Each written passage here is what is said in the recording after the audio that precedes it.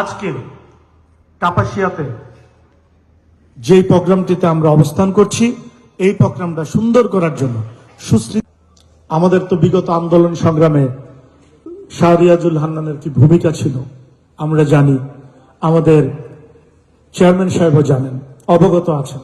কারণ এই কাপাসিয়াতেও সর্বোচ্চ লেভেলের আন্দোলন সংগ্রাম হয়েছে এবং আপনাদের নেতা রিয়াজুল হান্নানি সেই আন্দোলনে কাপাসিয়া থেকে নেতৃত্ব দিয়েছেন। তো আমি বলতে চাই, আপনারা আজকে অনেকে সেটাও বলেছেন আপনারা আজকেই কমিটি ডিক্লারেশন চান, এরকম অনেকে বলেছেন। আসলে কমিটি গঠনের একটা প্রক্রিয়া আছে। আমরা আজকে আলোচনা সভায় এসেছি, আমাদের নেতা, আমাদের আপনাদের পছন্দের নেতা মিলন ভাই আছে, আমাদের প্রধান অতিথি বাবুল ভাই আছেন, আমাদের টিটু ভাই আছেন, আরো নেতৃবৃন্দ আছেন।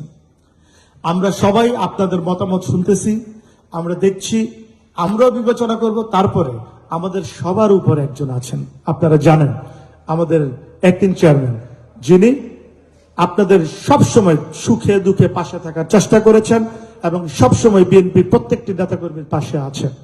আপনাদের আমাদের সেই পছন্দের নেতা, এদেশের বীর জননেতা তারেক রহমানও কিন্তু খেয়াল করছেন।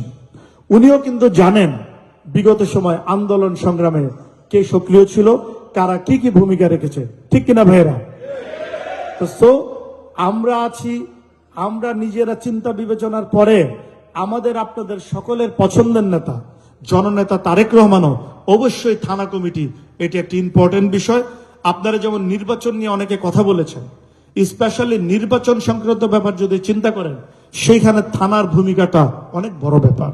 থানা কমিটিটা অনেক অনেক বেশি ইম্পর্টেন্ট, অনেক ক্ষেত্রে জেলা থেকেও ইম্পর্টেন্ট অবস্থায় থাকে। তো যাই হোক, সে কারণে আমরা কথা দিচ্ছি, আমার সাংগঠনিক টিমের আমার দুই সহকর্মী আছেন, আমরা আপনাদেরকে ওনাদের পক্ষ থেকেও আমি আমার দিক থেকে বলতে চাই, আমরা অবশ্যই আমাদের নেতা জননেতা তারেক রহমানের নেতৃত্বে এবং নির্দেশনা নিয়ে আমরা খুব সুন্দর সুশৃঙ্খল ভাবে একটি কাপাসিয়া এমন একটি কমিটি আপনাদেরকে উপহার দিব, যেই কমিটিতে তৃণমূলের নেতাকর্মী সবাই সন্তুষ্ট থাকেন ইনশাল্লাহ। শোনেন, আপনাদের নেতা আপনারাই নির্বাচন করবেন, আমরা সেটাকে সাপোর্ট করব। ফাইনালি আমাদের নেতা চেয়ারম্যান সাহেব সেটা চূড়ান্ত মতামত দিবেন। তো ঘটনাটা হলো, এখানেই কমিটি দিতে হবে, আজকেই কমিটি দিতে হবে, এরকম বলা যাবে না, ঠিক আছে?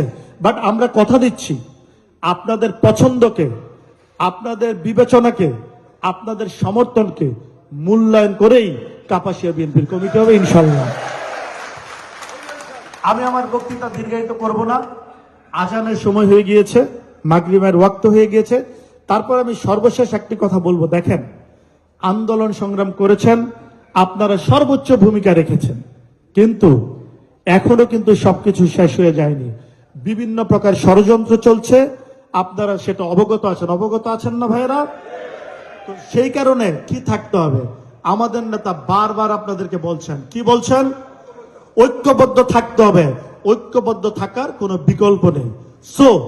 সকল প্রকার ভেদাভেদ ভুলে গিয়ে সবাই মিলে ঐক্যবদ্ধ হয়ে একটি সুন্দর কাপাসিয়া গড়ার প্রত্যয় আপনারা নেন আজকে। সেটার মাধ্যমে একটি সুন্দর কাপাসিয়ার কমিটি উপহার দেওয়া হবে, সেই আশাবাদ ব্যক্ত করে আজকে সবাইকে অনেক অনেক ধন্যবাদ জানিয়ে, স্পেশালি আমাদের শাহরিয়াজুল হান্নানকে এরকম একটি সুন্দর মনোরম পরিবেশে একটি নাইসলি একটি প্রোগ্রাম করার জন্য, আলোচনা সভা করার জন্য, পরিবেশ তৈরি করার জন্য, এবং গাজীপুর জেলা বিএনপিকে ধন্যবাদ জানিয়ে এখানে শেষ করছি। সবাই ভালো থাকবেন, আগামী দিন আবারও দেখা হবে ইনশাল্লাহ, বারবার দেখা হবে, এবং কাপাসিয়া সুন্দর একটি কমিটি উপহার দেওয়া হবে, সেই আশাবাদ ব্যক্ত করে এখানে শেষ করছি। বাংলাদেশ জিন্দাবাদ, বাংলাদেশ জাতীয়তাবাদী দল জিন্দাবাদ, শহীদ জমর হোক, দেশনেত্রী বেগম খালেদা জিয়া জিন্দাবাদ, এদেশের লাখো কোটি মানুষের স্পন্দন, এদেশের বীর জননেতা তারেক রহমান জিন্দাবাদ। ধন্যবাদ।